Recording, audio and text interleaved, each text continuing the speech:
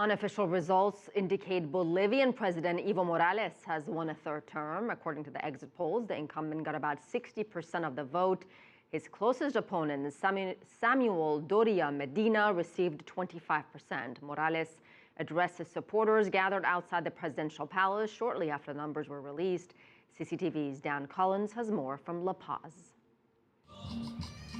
Supporters poured onto the streets to celebrate a third presidential win for Bolivia's first indigenous leader.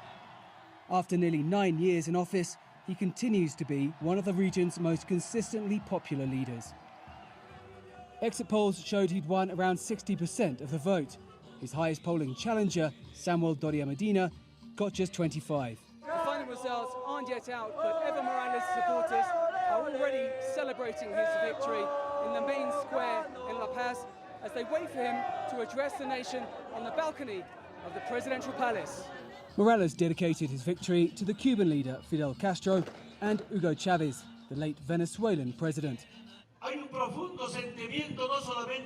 There's great feeling, not just in Bolivia, but in all Latin America and the Caribbean, a feeling of the liberation of our peoples. How long will we be submitted to the North American empire and capitalist systems? This triumph is for the anti-colonialists and anti-imperialists.